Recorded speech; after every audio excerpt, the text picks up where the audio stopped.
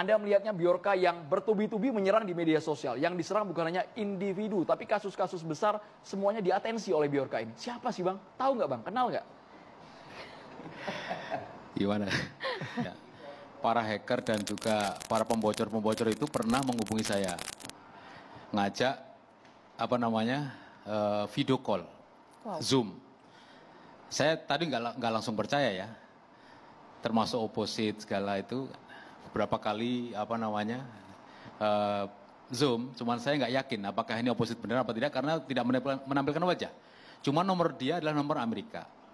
Saya pernah trace dia di Hong Kong. Saya trace pernah di Taiwan, di Cina, berpindah-pindah tempat. Tidak di Indonesia. Nah mungkin setelah kita bahas malam hari ini, mungkin yang sedang kita bahas ini menghubungi saya lagi nanti. Cuman memang kita harus hati-hati. Karena yang terakhir ini, saudara Bjorka ini agak berbeda. Baik itu waktu kemunculannya, atau kemudian materi atau konten yang dia sampaikan ke publik, itu rata-rata hanya doxing. Nah ini udah biasa ya, udah biasa. Artinya kalau kita desak dia untuk melakukan cracking misalkan, atau merusak, meruntuhkan atau melumpuhkan negara ini melalui sistem IT, saya kira dia nggak akan bisa. Padahal itulah intinya hacker.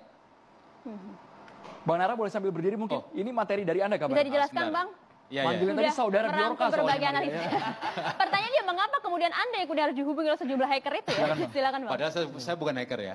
Jadi ini pertanyaan saya ini milik siapa? Karena memang dia berbeda. Sebenarnya semua motif dari hacker hanya 4 ini. Nggak lebih ya, hanya ini aja. Kalau nggak dia karena untuk intelektualisme, kemudian ekonomi, kriminal, politis. Tapi yang paling menarik pasti yang terakhir ini, yang politis.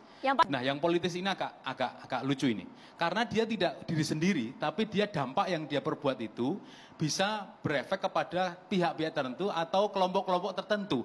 Jadi efek yang dia cari. Ini nomor 4 nih.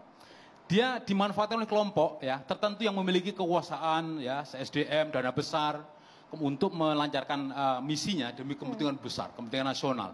Maka di situ ada istilah naga dari jadi cacing, cacing dari naga. Apa itu? Coba next. Nah ini. Agar naga menjadi cacing, ini misalkan ada kejadian besar. Tapi kejadian supaya ini tertutup atau tertinggalkan oleh misalkan media massa, pengamat-pengamat. Atau semacam ini, jadi nggak dibahas lagi karena ada kejadian besar lagi. Maksudnya Anda menduga bahwa Bjorka ini kemudian dibentuk oleh sebuah kelompok by design? Oh nanti di terakhir, jangan simpulkan sekarang. Lalu ada lagi ini, agar cacing menjadi naga.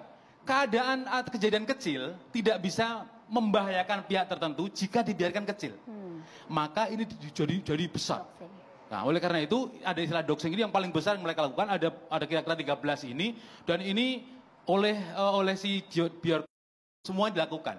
Karena dia tidak bisa ngambil ini, misalkan informasi kartu kredit belum ya, sampai ke password-passwordnya dan sebagainya, termasuk ini juga belum nomor 3, tetapi ketika mereka memburu data untuk kegiatan mereka, ini jika itu syaratnya. Kalau sistem pemerintahan lemah, maka dia bisa membobol ini. Kalau kuat enggak. Maka kalau kepolisian, militer, kementerian, istana, perbankan, apalagi BIN tadi sudah dibantah enggak ada ya. Kalau sampai bobol, berarti lemah sekali negara kita itu. Kalau sampai bobol, next. Nah, ini. Bjorka ini berhasil membangun kegaduhan baru dan saya bisa menyebutnya sebagai bullshit. Apa itu bullshit? Penimbul situasi. Karena ada kejadian lama lalu dia bikin situasi baru namanya bullshit. Nah, bisa jadi kesimpulan saya ini. Bisa jadi dia bekerja pribadi semata, tetapi dia adalah pribadi yang dipelihara. Atau bahkan dia adalah tim yang bisa digerakkan kapan saja. Ini kesimpulan saya, jadi hati-hati. Ini kesimpulan atau dugaan? Ya, kesimpulan saya setelah melihat jejaknya si Bjorka itu. Nah, ini seperti itu. Tapi ini analisa ya, jangan kemudian nanti ada dari istana ngomong, Anda nggak usah ngomong begitu lah. Seperti nah pertanyaan itu Bang, jadi harus jelas dipelihara oleh siapa? Ya nggak tahu, nanti kita bahas ya. Karena saya ingin tanya ke misalnya Pak Fadlizon, berapa anggaran untuk cyber dan seterusnya itu berapa nanti? Tapi soal kasus besar tadi bisa lebih rinci sambil duduk mungkin. Bang Mustafa. Selamat datang juga kepada Bang Fadlizon sudah bergabung. Terima kasih banyak Bang Fadlizon. Bang Fadlizon terima kasih sudah hadir. Kasus besar menutupi kasus yang lebih besar lagi. Maksudnya apa? Apakah sekarang di Indonesia sedang ada isu-isu yang jadi perhatian publik, kemudian untuk jadi pengalian dikeluarkan Bjorka? Yang kami tangkap sih seperti itu tadi, versi Mas Mustafa Nara. Jadi Bjorka, pihak atau kelompok semacam Bjorka ini bisa didobel.